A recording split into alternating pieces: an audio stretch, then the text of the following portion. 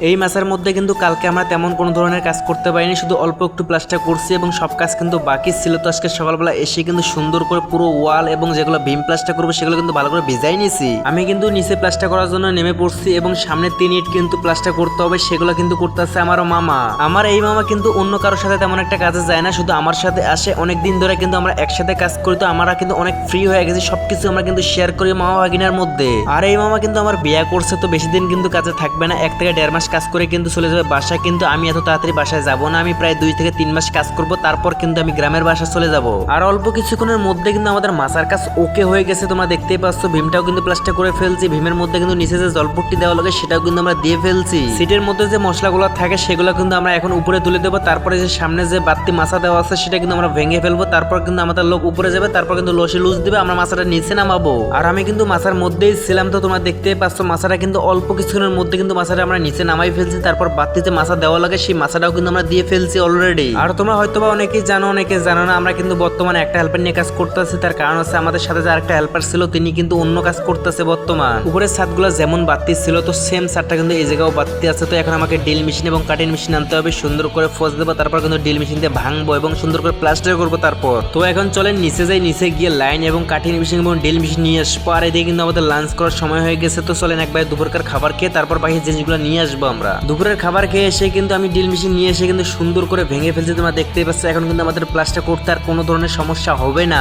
জানি না আমি আমাদের রড মিস্ত্রি ভাইরা কিভাবে কাজ করছে, প্রত্যেকটা ছাদ কিন্তু সেম ভাবে অনেক দূর করে বাড়তি রাখছে, তো সেগুলো কিন্তু এখন আমাদেরকে কেটে কিন্তু সুন্দর করে প্লাস্টার করতে হচ্ছে বর্তমান। আমার মামার কাজ কিন্তু প্রায় কমপ্লিট, তার কারণ হচ্ছে আমিও কিন্তু এক পাশে মশলা ছাপাই দিচ্ছি, আর এই মশলাগুলো কিন্তু উপর থেকে দিচ্ছে নিচে, যেহেতু গ্রিল লাগা, তো গ্রিল কেটে কিন্তু মশলা দিতে দেবে না ইঞ্জিনিয়ার, তো সেই কারণে সব মশলা কিন্তু আমাদের উপর থেকে নিতে হচ্ছে। যদিও এই মাছের মধ্যে তেমন একটা মশলা লাগে না, তো আমাদের অল্প কিছুক্ষণের মধ্যে কিন্তু এই মাছের কাজটা কমপ্লিট হয়ে গেছে। তোমরা দেখতেই পাচ্ছ স্ক্রিনে এই পাশের কাজটা কিন্তু কমপ্লিট, প্লাস পিছনের কাজটা কিন্তু কমপ্লিট হয়ে গেছে।